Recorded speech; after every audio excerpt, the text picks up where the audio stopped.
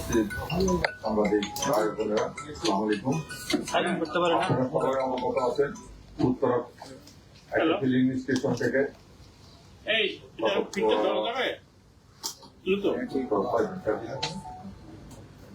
9 তারিখে 1,20,50,00,000 টাকা ডাকাতি হয়।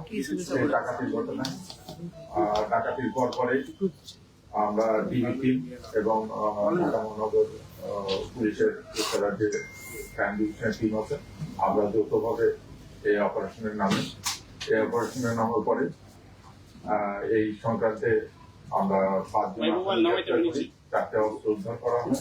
যে চাপাতিতে কোবাইছে সেই চাপাতি উদ্ধার করা হয়েছে, 12 লক্ষ টাকা উদ্ধার করা হয়েছে এবং র্যাবের আরো কিছু সামগ্রী উদ্ধার করা হয়েছে, যেটা তারা ব্যবহার করে তারাই অপরাধ কর্মকাণ্ড সংঘটিত করে।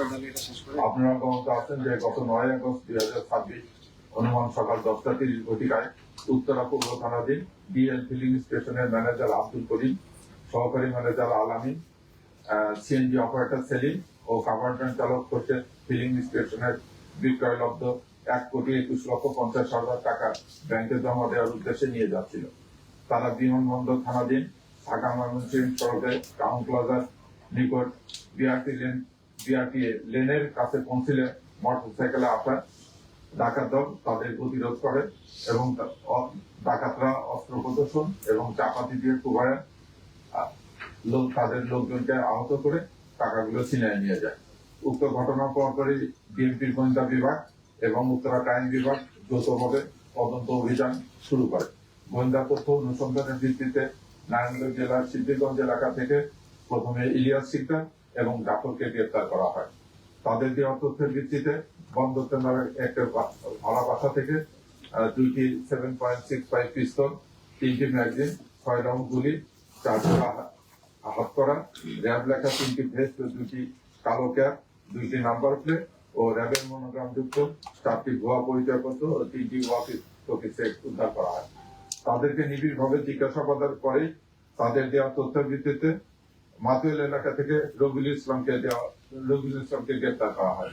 রবিউল ইসলামকে গ্রেপ্তার করার পর তাকে ঘটনার বিষয়ে জিজ্ঞাসা করলে সে ঘটনার সাথে সম্পৃক্ত থাকার কথা স্বীকার করে এবং তার তথ্যের ভিত্তিতে যাত্রাবাড়ির কাজলাপাড় এলাকা থেকে মিন্টু রাহিকে গ্রেপ্তার করা হয়।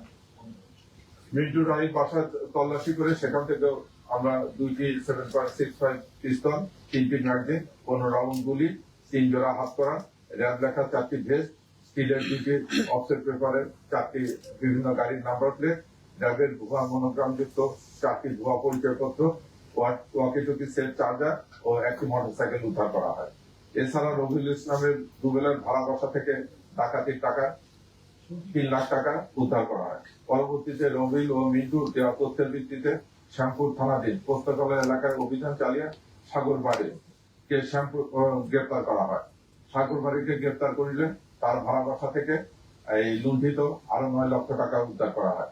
এ পর্যন্ত এই ঘটনার সাথে জড়িত মোট 5 জনকে গ্রেপ্তার করা হয়েছে এবং তাদের কাছ থেকে 4টি 7.65 পিস্তল, 6টি ম্যাগাজিন, 21 রাউন্ড গুলি, 7 জোড়া হ্যান্ডকাপ, র্যাব লেখা 7টি ভেস্ট, 2টি ক্যাপ, র্যাবের মনোগ্রাম যুক্ত 8টি ভুয়া পরিচয়পত্র, ওয়াকি-টকি সেট, চার্জার, স্টিলের এবং পেপারের গাড়ির নেম প্লেট, মোটরসাইকেল একটি এবং চাপাতি, এগুলো উদ্ধার করা হয়। গ্রেপ্তারকৃত 5 জন হলো ইলিয়াস সিকদার, মোহাম্মদ রবিউল ইসলাম, জাফর, মিন্টু রাহি এবং সাগরবাড়ি।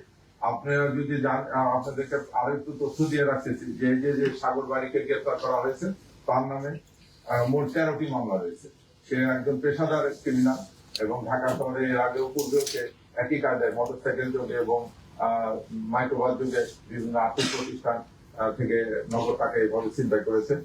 আসামি রবিউল ইসলামের বিরুদ্ধে 4টি মামলা রয়েছে। আসামি মিন্টু রাই তার বিরুদ্ধে 3টি মামলা রয়েছে। আসামি জাফরের বিরুদ্ধে 2টি মামলা রয়েছে এবং আসামি ইলিয়াস সিকদারের বিরুদ্ধে 1টি মামলা রয়েছে। আমরা এই ঘটনার সম্পূর্ণ তথ্য উদ্ঘাটন করেছি। ঘটনার সঙ্গে কিন্তু আরো প্রায় 6-7 জন আছে এবং আরো কিছু টাকা উদ্ধার করতে বাকি আছে। এই বাকি টাকা উদ্ধার এবং বাকি আসামিদের গ্রেফতারের জন্য ঢাকা মহানগর পুলিশের তৎপরতা অব্যাহত আছে। ধন্যবাদ।